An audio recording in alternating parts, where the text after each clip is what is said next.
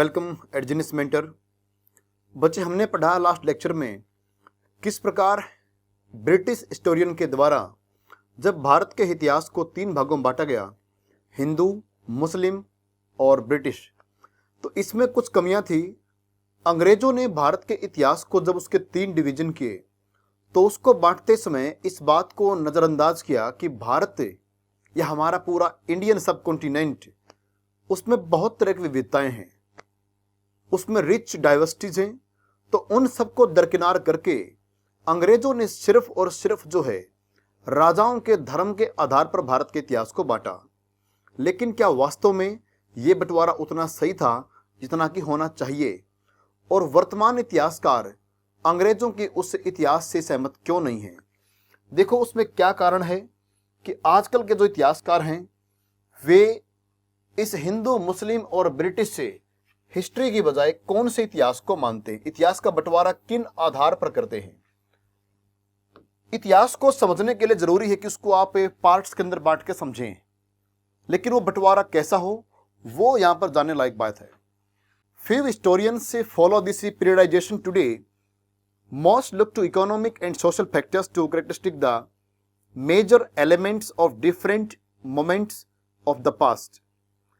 कुछ इतिहासकार क्या करते हैं आजकल वर्तमान में भी ये जो पीरियडाइजेशन है कि किस काल को हमने किस प्रकार बांटना है, काल का विभाजन कैसे हो, इतिहास को आप किन भागों बांटकर समझें, उनमें से कई इतिहासकार क्या करते हैं, कुछ इतिहासकार इकोनॉमिक और सोशल फैक्टर को दिमाग में रखते हैं कि किस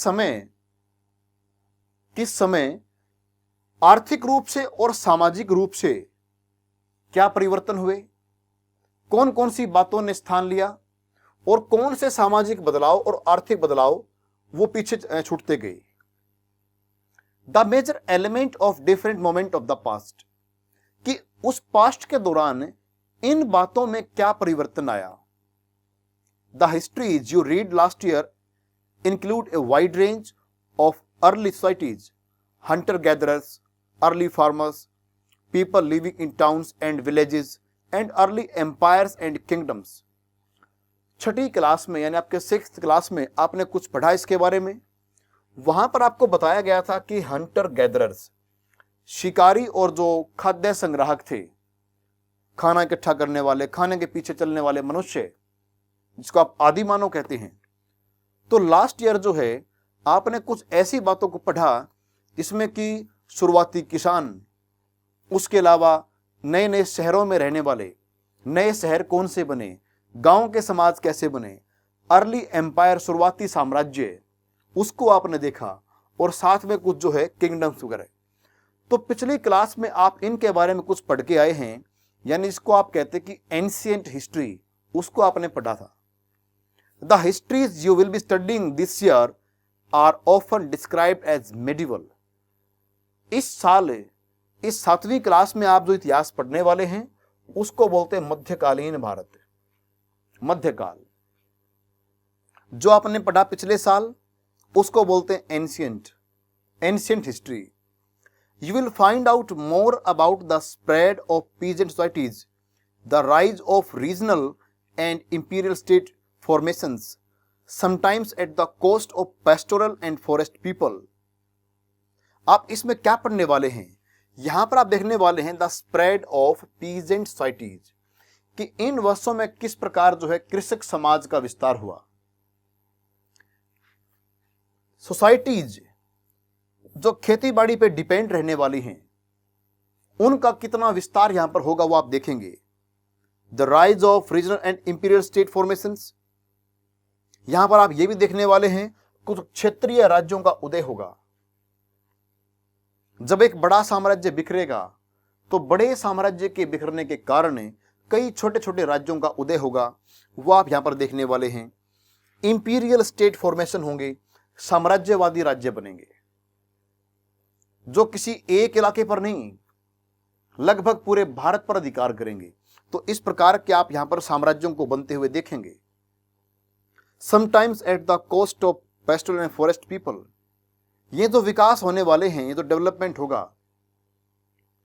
कि खेती बाड़ी की जमीनें बढ़ेंगी, कृषि का विस्तार होगा, नए नए साम्राज्य बनेंगे, क्षेत्रीय राज्य बनेंगे, पर किसकी कीमत पर? Forest people and pastoral community. देखो पेस्टोरल क्या होता है, इसको आप हिंदी में कहते हैं चरवाहा, जो पशुओं को चराते हैं उनको बोलते हैं पेस्टोरल कम्युनिटीज। और फॉरेस्ट पीपल यानी वनवासी। यहां पर आप ये देखने वाले हैं किस प्रकार जो है भारत के रहने वाले वनवासी और भारत के चरवाहे समाज, इनसे जब इनके अधिकार छीने जाएंगे, जब इनसे इनकी जमीनें छीनी जाएंगी, पशुओं को चराने की बड़ी बड़ी पेस्टोरल लैंड्स, जब जंगलों पर साम्राज्यवादी देशों का अधिकार होगा, जब यूरोपियंस यहां पर आएंगे तो वे भारत के जंगलों पर अधिकार करेंगे, जंगलों को वो अपने पूरे कंट्रोल में कर लेंगे। वे मना करेंगे कि जो यहां पर रहने वाले जो वनवासी हैं वे इन जंगलों का इस्तेमाल नहीं कर सकते। कृषि का विस्तार किया जाएगा, एक्सपेंशन ऑफ एग्रीकल्चर। तो ये जो विस्तार होने वाले हैं वे इनके बलिदान के ऊपर होंगे, कुर्बानी इनकी दी जाएगी और उसकी बदौलत जो है ये इस प्रकार की आप डेवलपमेंट देखने वाले हैं। The development of Hinduism and Islam as major religions and the arrival of European trading companies. तो इन 1000 वर्षों में क्या देखने वाले हैं, हिंदू और जो इस्लाम है, मुस्लिम धर्म, ये मुख्य धर्म बन जाएंगे। और यही वो समय होगा जब यूरोपियन ट्रेडिंग कंपनीज भारत में आएंगी, पुर्तगाली भारत में आएंगे, अंग्रेज, फ्रेंच, डच। तो ये यूरोपियन ट्रेडिंग कंपनी, व्यापार करने वाले लोग भारत में आएंगे। तो ये जो 1000 वर्ष हैं, ये 1000 वर्ष यहां पर बहुत कुछ परिवर्तन करने वाले हैं। इनमें कुछ व्यक्तियों से जो है उनकी पूरी कल्चर, उनकी पूरी लाइफ बदल जाएगी। कुछ तो अपने कामकाज को छोड़ देंगे, ये कोई नए काम शुरू कर देंगे, कोई किसान बन जाएंगे, कोई और कोई काम करना स्टार्ट कर देगा। तो इतने सारे परिवर्तन जब इन 1000 वर्षों में हैं, इकोनॉमिक चेंज यहां पर है, पॉलिटिकल चेंज यहां पर है, कल्चर के चेंज यहां पर हैं, सोशली यहां पर परिवर्तन है, तो फिर इस इतिहास को सिर्फ हिंदू, मुस्लिम और ब्रिटिश में क्यों बांटा गया अंग्रेजों के द्वारा? यानी उन्होंने हमारे बहुत सारे इस रिच डाइवर्सिटी की अनदेखी की। These 1000 years of Indian history witness considerable change। इन 1000 वर्षों में आप बहुत कुछ परिवर्तन देखने वाले हैं। After all, the 16th and 18th centuries were quite different from the 8th और the 11th। यहां पर आप देखेंगे कि जो 16वीं और जो 18वीं शताब्दियां हैं वे किस प्रकार जो है 8वीं या फिर 11वीं शताब्दी से अलग है। तो जो बातें आप इस चैप्टर की शुरुआत में पढ़ेंगे, अभी आगे चैप्टर नंबर 2 से पढ़ना स्टार्ट करेंगे, तो उसमें आप 8th सेंचुरी वगैरह इनके बारे में पढ़ेंगे, 8th 11th सेंचुरी। तो जिस प्रकार आप इस पूरी बुक को पढ़ेंगे तो आप समझेंगे कि 8वीं और 11वीं शताब्दी में जो था उससे कितना अलग जो है 16वीं और 18वीं शताब्दी में है। Therefore, describing the entire period as one historical unit is not without its problems। तो अगर हम इस पूरे इतिहास को केवल एक पार्ट बना के पढ़ेंगे तो भाई ये कह दें कि तो मुस्लिम समय था या कोई और नाम दे दें, तो उसमें समस्याएं हैं। ये समस्याओं के बिना नहीं है, क्योंकि आप जो है पूरे इतिहास को एक नाम दे रहे हैं, जबकि 16th सेंचुरी जो है वो 12th जो आपकी 11th सेंचुरी उससे अलग है, और आप कह रहे हैं कि पूरा का पूरा एक इतिहास है। तो इस पूरे को केवल एक इतिहास मान के चलना, उसमें कई समस्याएं हैं। Moreover the medieval period is often contrasted with the modern period. और फिर दूसरी बात यह भी है कि जिसको आप मध्यकाल कहते हैं, इस मध्यकाल की तुलना आप आधुनिक काल से करते हैं। ये उसके उलट मान के चलते हैं। Modernity carries with it a sense of material progress and intellectual advancement. यहां पर जो मॉडर्निटी है, आधुनिकता, इस आधुनिकता का मतलब क्या, इसकी सेंस क्या है? इसकी सेंस निकलती है कि इस समय जो मटेरियल प्रोग्रेस हुई, जो आपकी भौतिक तरक्की होती है, नए नए आविष्कार आते हैं, इंसान के जीवन को सरल बनाने वाले हैं। आप देखेंगे जब आप मॉडर्न पीरियड को पढ़ेंगे, जब आप आधुनिक विश्व पढ़ेंगे, आधुनिक भारत पढ़ेंगे, तो आप जानेंगे कि इसमें किस प्रकार के आविष्कार हुए, और ये सारे आविष्कार इंसान के भौतिक सुख की प्राप्ति के लिए थे। इस प्रकार के आविष्कारों के आपकी लाइफ जो है आसान हो जाएगी। आप देखिए किस प्रकार ये उसी प्रोग्रेस का नतीजा है, ये वही तो प्रोग्रेस है। आप घर बैठे इस प्रकार क्लास को देख पा रहे हैं। तो मिडिवल टाइम में तो कोई इसकी कल्पना भी नहीं कर सकता कि ऐसा भी हो सकता है।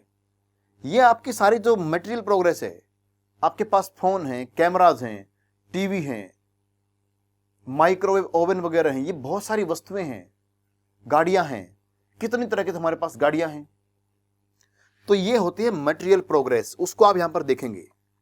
तो आधुनिक काल को क्या बोलते हैं? मॉडर्न पीरियड का मतलब ये निकाला जाता है मटेरियल प्रोग्रेस और साथ में इंटेलेक्चुअल एडवांसमेंट, कि आपका जो बौद्धिक रूप से आप डेवलप होंगे, आपके अंदर विकास होगा, तो उसको नाम दिया आधुनिक। This seems to suggest that the medieval period was lacking in any change whatsoever. जब आप कहते हैं कि मॉडर्न का मतलब ये है, और जब आप मॉडर्न को मेडिवल से अलग कर देते कि ये मेडिवल है, ये मॉडर्न है, और आप कहते हैं कि मॉडर्न का मतलब ये, तो इसका अर्थ आप क्या निकालते हैं कि मेडिवल टाइम पे ये की कमी थी। भाई जब आप ये कहते हैं कि मॉडर्न का मतलब है material progress and intellectual advancement, बौद्धिक रूप से आपका विकास हुआ, तो जब ये मॉडर्न मान के चलते हैं तो आप मानते हैं कि मेडिवल पीरियड में इसकी कमी थी। But of course we know this was not the case. लेकिन ये सच नहीं है। मिडिवल टाइम में आप समझेंगे कि जिसके नाम पर इसको मिडिवल कह के इसको दुत्कारते हैं कि ये तो अंधकार का टाइम था, डार्क एज थी, इसमें कुछ डेवलपमेंट हुआ ही नहीं, वो आप समझेंगे कि बहुत कुछ परिवर्तन यहां पर हुआ है, बहुत कुछ प्रोग्रेस यहां पर होने वाली है। During this 1000 years the societies of the subcontinent were transformed often, and economies in several regions reached a level of prosperity that attracted the interest of European trading companies. इन 1000 वर्षों में आप देखेंगे कि इन 1000 वर्षों के दौरान हमारे जो समाज थे, सोसाइटी, वो कितनी ट्रांसफॉर्म हुई, उसमें कितना परिवर्तन आया, इकोनॉमीज कितनी डेवलप हुई, इतनी कई जगह तो कई भागों की तो अर्थव्यवस्था इतनी डेवलप हो चुकी थी, उनके पास इतनी संपन्नता आ चुकी थी, इतनी संपन्नता यानी पैसा, इतनी समृद्धि आ चुकी थी कि यूरोपियन ट्रेडिंग कंपनी उनके प्रति आकर्षित हुई। यूरोपियन व्यापारी कंपनी उनकी धन दौलत से आकर्षित होंगी। वे चाहेंगी, यूरोपीय वाले चाहेंगे, यूरोप वाले, कि इन पर हमारा अधिकार हो। जैसे कि बंगाल आप आके देखने वाले हैं। तो ये देखो इतना जब डेवलपमेंट हुआ। As you read this book, look out for science of change and the historical process at work. जब आप इस पूरी किताब को पढ़ेंगे तो आप ये देख पाएंगे कि इसमें कौन कौन से परिवर्तन हुए। Science of change and the historical process at work, कि इसमें लगातार जो है इस पे काम चलता रहा, ये प्रक्रिया लगातार चलती रही। Also when ever you can compare what you read in this book with what you read last year. और एक बात का ध्यान और रखना है, जब आप इस बुक को पढ़ रहे हो तो साथ में आपने पिछले साल जो पढ़ा उससे आप कंपेयर करते रहिए कि पिछले साल जो आपने पढ़ा उसमें क्या था और अब आप क्या नया पढ़ रहे हैं। जब कंपेयर करेंगे तो उसमें आपको और मजा आएगा। Look out for changes and continuities wherever you can। आपने यह भी देखना है कि कौन कौन से परिवर्तन हुए हैं और कौन सी बातें अभी भी कंटिन्यू चली आ रही हैं। And look at the world around you to see what else has changed और रिमेन्ड द सेम, कि दुनिया भर में क्या चीज पिछले साल के जो आपने पढ़ा, कि पिछले साल जो आपने पढ़ा उसमें क्या समानता है और क्या परिवर्तन आ चुका है, कौन सी बातें आज भी सेम थी इनमें जो पहले भी थी, और कौन सी बातों में परिवर्तन आ चुका है। तो इन घटनाओं को साथ साथ लेकर चलना है। अब लास्ट में जो है एक आपके सामने एक प्रश्न आता है जो आपने पढ़ा है, if you are historian choose one of the themes mention in this chapter such as economic, social and political history. अगर आप एक इतिहासकार हैं तो जो आपने इस बुक में पढ़ा, जैसे कि इकोनॉमिक के बारे में, सोशल, पॉलिटिकल हिस्ट्री, इनमें से आप कुछ भी अपनी मर्जी का चुन लीजिए and discuss why you think it would be interesting to find out the history of that theme. तो आपने ये देखना है, देखो मर्जी है, आपकी मर्जी है कि आप इस बुक में जो कुछ पढ़ा है, चाहे वो इकोनॉमिक बातें थी, सोशल बातें, पॉलिटिकल बातें हैं, तो क्या कुछ परिवर्तन आपने इसमें देखा और वो कितना इंटरेस्टिंग है कि आप इसमें क्या जान पाए। देखो मैंने यहां पर इनमें से एक दो पॉइंट को ले लिया है, अपनी मर्जी की आप कुछ और भी ले सकते हो। एग्जाम्पल के तौर पे देखो, इन 1000 वर्षों में क्या देखा, इन 1000 वर्षों में यानी this period saw emergence of new food and beverages, यहां पर नया खाना, खाने पीने की नई वस्तु भी आने वाली है। एग्जाम्पल आलू, पोटैटो जो है भारत में आने वाला है, आगे आप पढ़ेंगे कहां से आया। उसके अलावा चिली वगैरह कई और सारी वस्तुएं, ठीक है, ये परिवर्तन आपने देखा सोसाइटी के अंदर। न्यू टेक्नोलॉजी अपीयर्ड, नई नई कुछ तकनीक यहां पर आने वाली है इन 1000 वर्षों के दौरान, जैसे कि पर्शियन व्हील, याद है वो पर्शियन पहिया जो इरिगेशन में इस्तेमाल हुआ करता, सिंचाई में, ठीक है। It was period of mobility when people travelled long distances, ये वो समय है जब लोग जो हैं बड़े बड़े झुंडों में दूर दराज की यात्राएं करेंगे काम की तलाश में, कि कहीं पर काम अच्छा मिल जाए और पैसा आए, उसकी तलाश में लोग बहुत दूर तक यात्राएं करेंगे। Extension of agriculture about social changes, जब कृषि का एक्सपेंशन होगा, वनों में रहने वाले व्यक्ति जब खेती करेंगे तो नई नई जातियां, नए नए समाज बनेंगे, तो सोशल चेंज यहां पर होगा। Important change occurred in religion, धर्म में भी बहुत कुछ परिवर्तन हुआ, चेंज आया।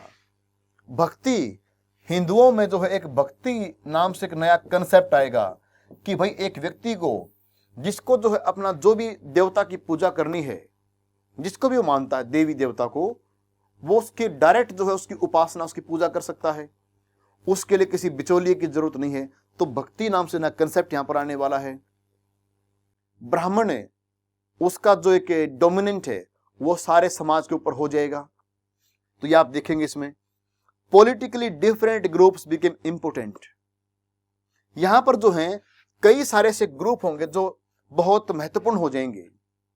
एग्जाम्पल राजपूत, सिख, मराठा, जाट, ये सारे। इमरजेंस ऑफ न्यू जाति, नई जातियां जो यहां पर बनने वाली हैं, तो इतने सारे चेंज यहां पर हुए हैं। और इन सारे चेंज अगर हुए और उसके बाद भी अगर कोई ये कहें कि ये जमाना सिर्फ और सिर्फ मिडिवल टाइम या फिर ये मुस्लिम समय था, तो यहां पर तो हर प्रकार चेंज हुआ है। सोसाइटी में चेंज हुआ, इकोनॉमी के अंदर चेंज हुआ, आपके सोशल स्ट्रक्चर में चेंज हुआ, नई नई जातियां आएंगी, तो बहुत कुछ परिवर्तन यहां पर हुआ है। तो बच्चों ये हमने 1000 वर्षों के दौरान क्या कुछ होना है उसका एक सिर्फ बेसिक परिचय हमने देखा, एक इंट्रोडक्शन, और ये हमारा चैप्टर हमारे यहां पर पूरा होता है। आने वाले जो भी चैप्टर्स हैं, चैप्टर 2, 3, 4 इस प्रकार 10 तक, तो एक बार अगर आप इनको पढ़ लेंगे बहुत बारीकी के साथ, तो विश्वास कीजिए आपका जो बौद्धिक स्तर, आपका जो इंटेलेक्चुअल लेवल है वो बहुत डेवलप होने वाला है, क्योंकि इसमें इतनी शानदार बातें हैं। आज जो हमारी समाज है, हमारा सोसाइटी है, एक प्रकार से मानो कि इसकी रचना उस समय हुई थी। जो कुछ आज आप देखते हैं कि कौन व्यक्ति क्या करता है, जातियां किस प्रकार हैं, वो सब वहीं पर है, उनकी जड़ वो है। तो इनको पढ़ना बहुत इंपॉर्टेंट है और बहुत ही बारीकी से हर चीज के मतलब को जानते हुए इसको पढ़ेंगे। तो आज के लिए हमारा टॉपिक इतना ही खत्म होता है। मिलते हैं फिर कभी नेक्स्ट क्लास में, तब तक के लिए नमस्कार।